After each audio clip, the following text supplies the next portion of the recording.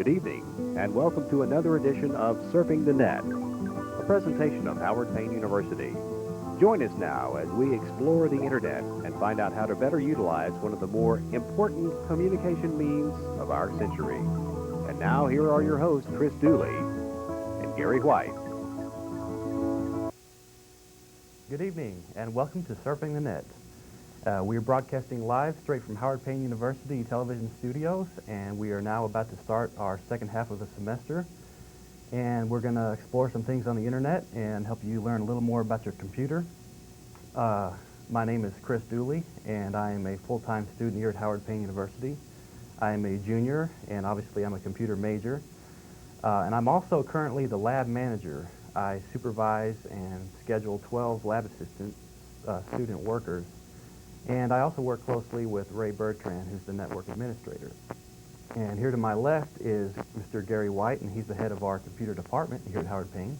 Yes, I'm the department chairman in the CIS department, and I'm here to answer your questions. The telephone number will be appearing on your screen, and during Chris's demonstration and talk, you can call in at any time, and I'll be waiting for your phone calls. And then there'll be a small break, maybe about 1 or 2 minutes, then I will be coming on to answer your questions. We're going to stick to the basic format of the show that Ray Bertrand started in the first half of our course. We obviously have new hosts, but we're going to stick to the format of exploring things on the computer and giving you a hands-on view of what's out there.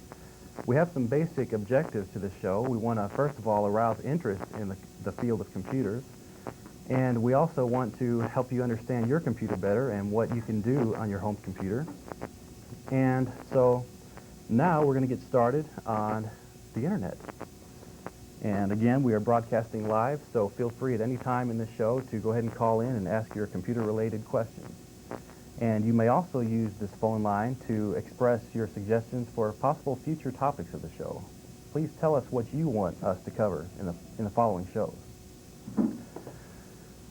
Okay, I believe Ray Bertrand has gone over search engines, and that's really where I like to start when I'm on the Internet. Now, of course, the most simple and direct way to go places on the Internet is when you know the exact URL or the exact address of the place you want to go to. But if you just know a general topic of what you want to look for, of course, you want to go to a search engine. Now, I believe Ray explored several different of the search engines that are out there, and my personal favorite is Yahoo. And I do have Yahoo in my bookmark, but I'll go ahead and show you how to type in the address. You can basically click up here and highlight that and just delete that out of there. And Yahoo's address is http://www.yahoo.com. And I'll go there. And I thought for this first show, we don't really need to get into anything in depth. I thought for this introductory show to our second half, we'd just kind of explore a little bit. There won't be too many new concepts to this show, but it'll be a good review, and we'll get back into the system, back into the swing of things here in the second half. Now, I was thinking earlier what would be a good topic of things to cover in this show, and I thought, you know, this is the time of year when people are really starting to think about the summertime, and that's the time when you want to start thinking about your vacation. So I started to think about what all is on there on the Internet as far as vacation planning, and I was really surprised to find out the wealth of information that is available. So I'm going to type in Yahoo here. I'm going to type in travel, and we'll search for that and see what all comes up. Should be a lot since that's a general search. And you see Yahoo has been broken into different categories related to travel. And we want to go into, it'll probably be under entertainment travel. So let's see, let's go on down here. A lot about economy, entertainment, music, health, travel. Probably under recreation. Let's say, we'll go to outdoor travel. Okay, and we get the next screen, which is the travel section of Yahoo. That's one thing I like about Yahoo is they actually section off their search engines where you not only can type in a topic you want to search for, but you can also browse through different categories. So here we're under the outdoor travel section, and we can we can search again within this section, and we can also look and see what's come under this part here. And we see some different places to go.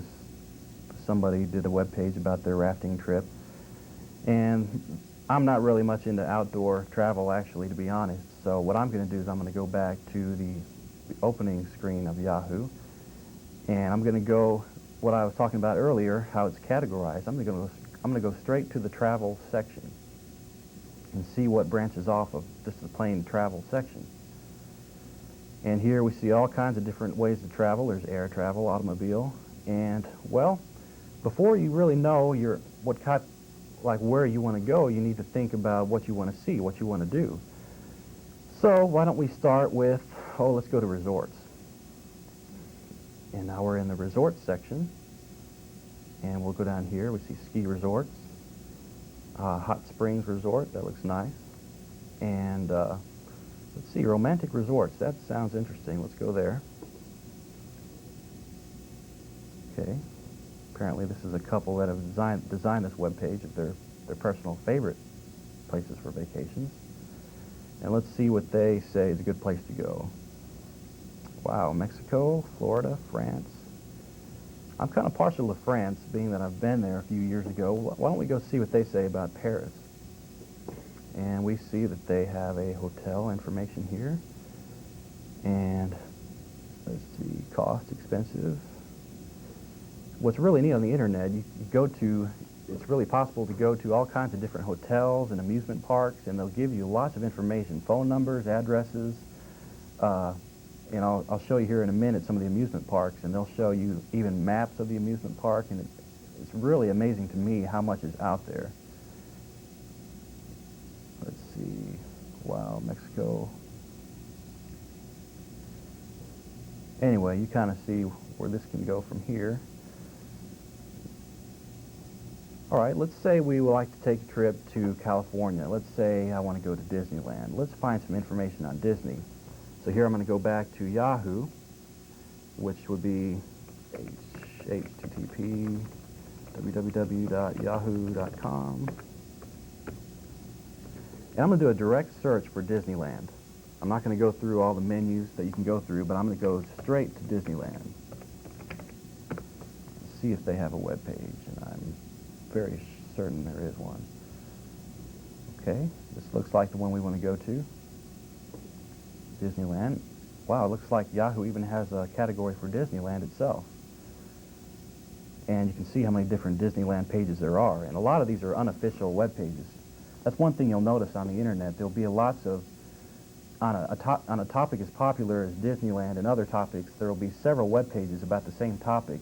And they're not all, obviously not all official. There's several people that just, are partial to a certain thing, and they want to design their web page to be about that topic and have information about that topic. But usually, if it's a really good site, a really good place to go, they'll have a web page just for them, and it'll be an official web page. And this looks like this will be pretty much official.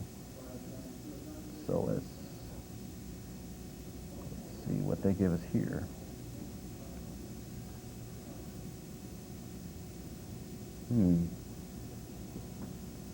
Now, judging from the URL, this is apparently not the official place, because generally when it's an official site, it'll have, a real basic URL address, and this just looks like a section of someone's server here. So why don't we go back and see if there's anything that looks more official. Yes, here we go. This actually says it's official, so I should hope it is. Okay, here we are. This is actually a section of Disney.com, it looks like. You see it's got a really nice colorful page here. You may be noticing that right now our Netscape is running a little bit slower than it did in our first section of the semester, and that's simply because we're using a different computer. You may remember Ray Bertrand used a Pentium computer, and I believe it had probably 16 megabytes of RAM. Now what we're using in this section is actually a 486 DX266, and you've probably already noticed quite a bit of difference in speed. So in case you were wondering, that's why it's a little bit slower. One thing you may be noticing also is the color isn't quite as sharp as it really should be. And if you're on the internet at your house, this picture really should look better if you have your windows set up to show more colors. Right now on our network at Howard Payne, we have it set for 16 colors, and that's why some of these pictures aren't quite as sharp as they should be. So let's look through a little bit. Disney, we won't spend too long here, but let's see, they got all kinds of park information, tour guides, travel information. Let's go to travel information because that's what our show is about. Okay. Yeah, it's definitely a lot slower than it was with the Pentium. Okay. Passport plans, entertainment in hours. That looks interesting.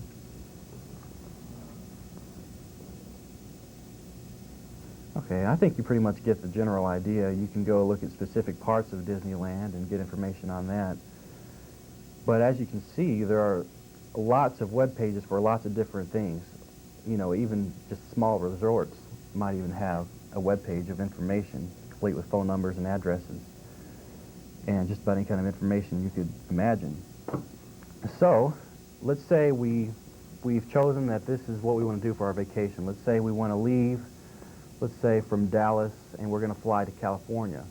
Well, the next thing you probably want to think about is your airfare. You want to think about what airline you want to use and when you want to go, and you probably want to look through the different airline companies and see who has the best price.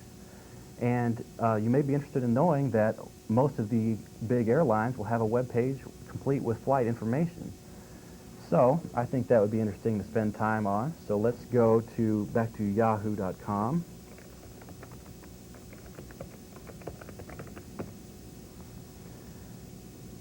And we will go through, let's go ahead and go through the sections again. We'll go through travel.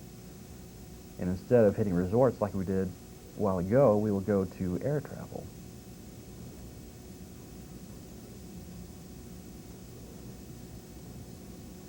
And here we can go to different airlines.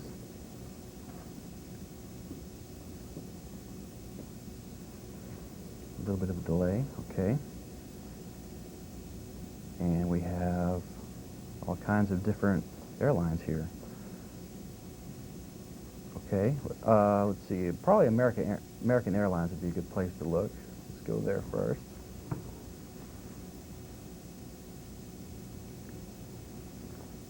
Okay. And you can go real quick. We won't spend too long on this, but I'll just show you real quickly how the flight schedules are set up. I found this extremely interesting. I didn't know this was all out there. And that's really our objective in this show, is to show you what's out there. I mean, a lot of you have heard of the internet and know that it's available, but you may not realize what all is out there. You may not realize that there's such a wealth of information available. And so that's our primary objective in this, is to show really what's out there and what you can do from your own home.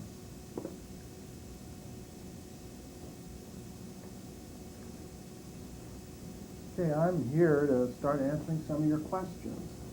Okay? Okay.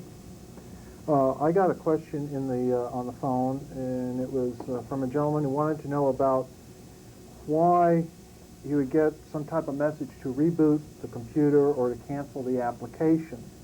He would get something, a message, something to the effect about can't connect a protection module.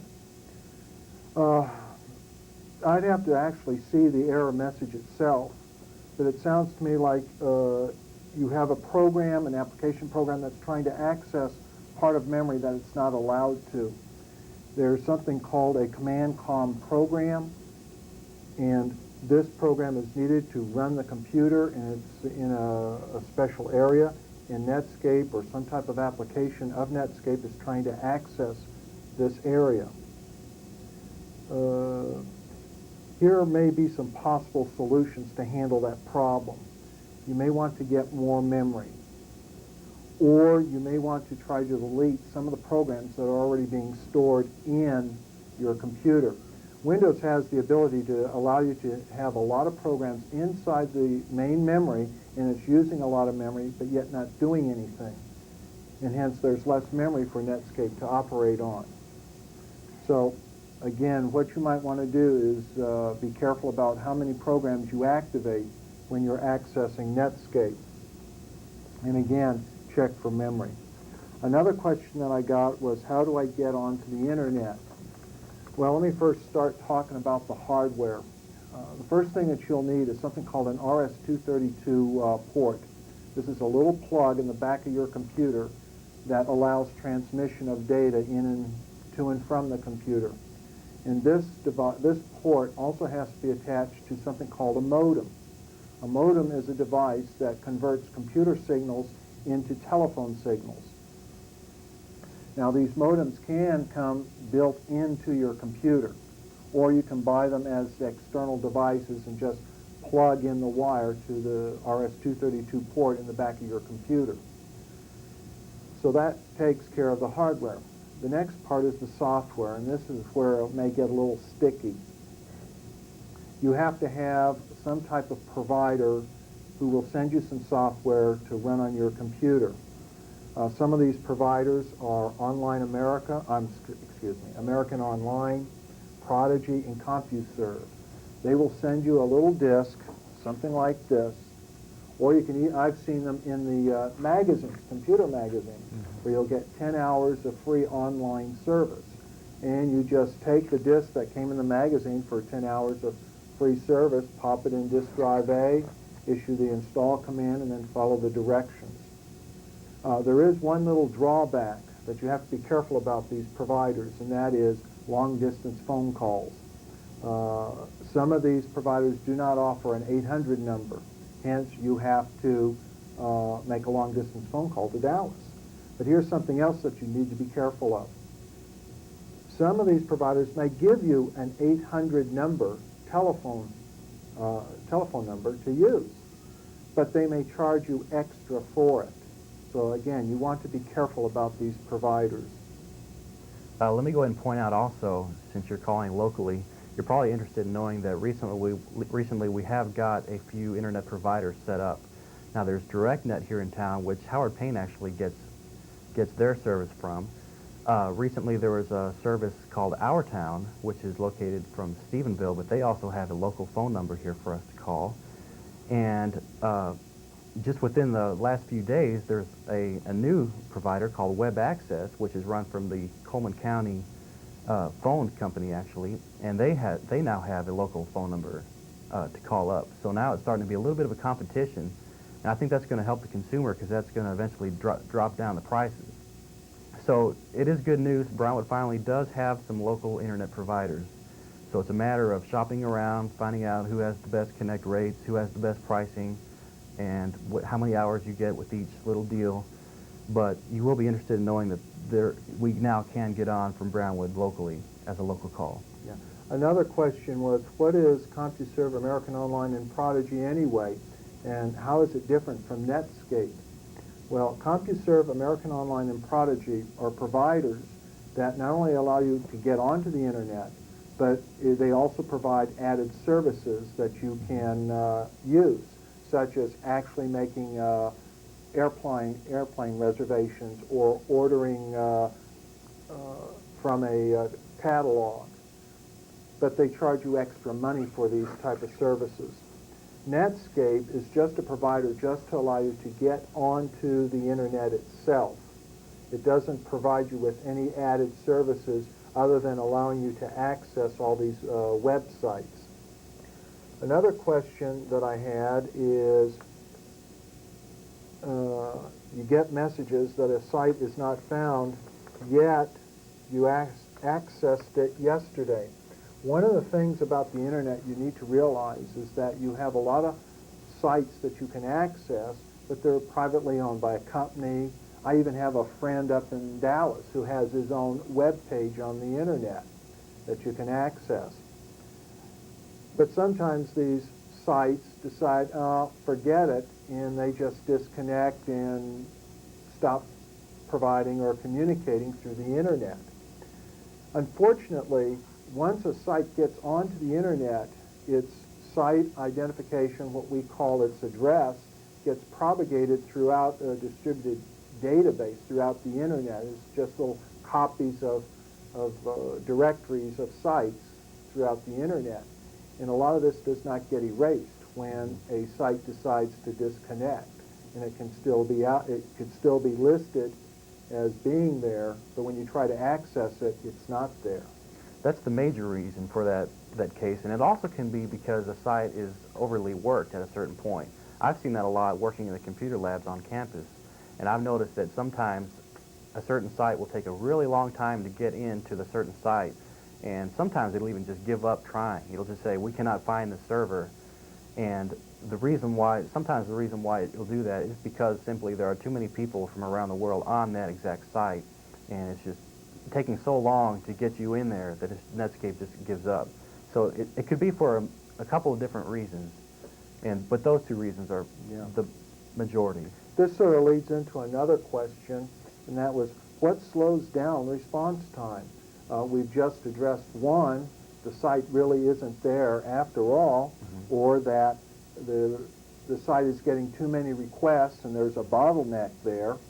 Another factor that can slow down response time is the amount of memory you have in your computer or the type of computer you have. I don't know if you've noticed, but this computer on this show was acting a little bit slower than prior shows. This is because this is a 486 computer instead of a Pentium. The other computer in the previous shows was a Pentium computer, which was much, much faster. There's another factor that can slow down, and this is more of a technical reason. Some of you who are not really into computers may not find this meaningful, but those of you who are really into it may find this interesting. There's something called packet fragmentation. Each time you send something from this computer to Dallas or Fort Worth, the message is broken up into small bits or small parts and is sent through the wires in different parts. It's sort of like you have a nice big letter you want to send to your Aunt Sue in Dallas, but it's so big and it's 3 pages, you send it in 3 different envelopes. And then you mail those 3 envelopes, but those 3 envelopes may take different routes to get to your Aunt Sue. And then when it arrives at its destination, Aunt Sue's going to have to wait around until all the letters arrive, all 3 letters arrive. Then she can open the letters and read what you had sent. And this is an example of fragmentation of messages going through the lines. Another question is, what is HTTP on a site address? HTTP is identifying hypertext.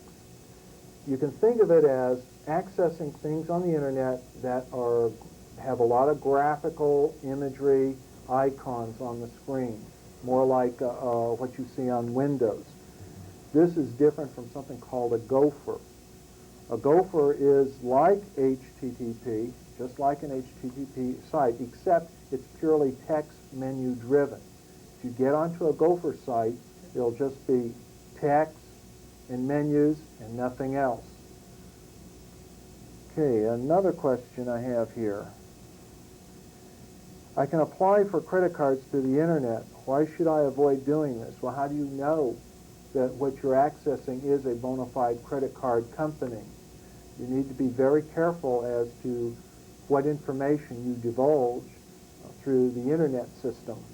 You never know who's really at the other end. Again, I have a friend up in Dallas.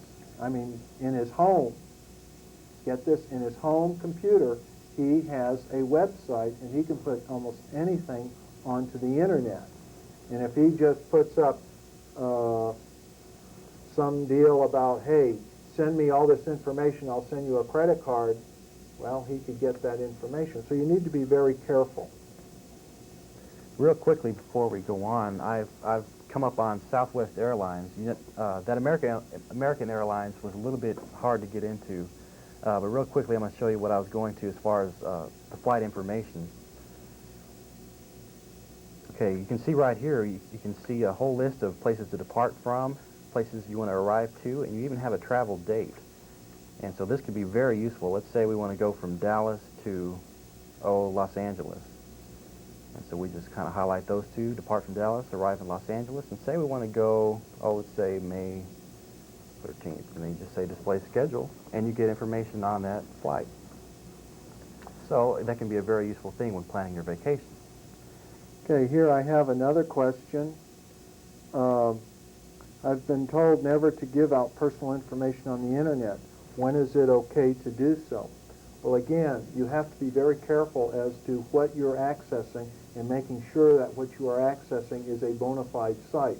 A good way is some type of verification, like did you get the site address through a bona fide a reliable service or a reliable media, such as your newspaper or at work, communications at work, and so forth. How is it possible for no one to own or be responsible for the internet? This is because the internet, each site is its own site. Each site owns itself. The internet is just simply a bunch of computers and a bunch of wires. And private people own these computers and wires. And that's why no one really owns it. Here at Howard Payne, we own our computers on this site, and we have a wire that goes to Abilene. And we pay a rental fee for that wire. And that's connected to another computer that is on the internet. But that site owns that computer. So as you can see, different sites just simply own themselves. And that's why there is no real governing body. There is no one big network that all branch off of. I mean, it's basically just, the internet's basically just a collection of different smaller networks. And like we're on the network because we're connected to another network. That network is connected to another network. And you can see that's why they call it the web, because it just branches out all over the world. So it's not one big online service like America Online. It's just a bunch of interrelated small networks. I see that we're sort of getting a little short on time. I wanted to say something about the call-in. There was a little problem with the telephone in getting in all the calls. If you called in and you got a busy signal or a recording, my apologies. We're going to try to work that out. So hopefully next week you'll be able to get in and ask more of your questions. Again, I'd also like to add, you don't have to limit your questions to just the internet. If you have some type of questions pertaining to computers in general, or what would be the best computer to buy, just call in and ask. And that's really the best way to learn, is by asking your own questions. I mean, I can sit here and show you what I'm interested in all day, but this course is designed to teach you what you need to know and what you would like to know about the internet and about your home computer. And so that's really why we're gearing this course to be kind of a 50-50 type thing. One presentation half and one with questions. So please feel free to ask any questions, and there is no dumb question. Right. Give you a little preview of what's coming up. One of our sessions, we're going to be talking about security and computer viruses. Another session will be looking at the national parks and also what are things to come because of the internet. It's going to have a big impact on our lifestyles.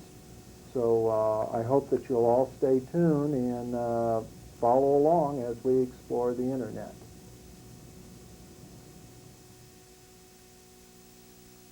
Thank you for joining us here on Surfing the Net on Channel 10 of the Brownwood TV Cable Service.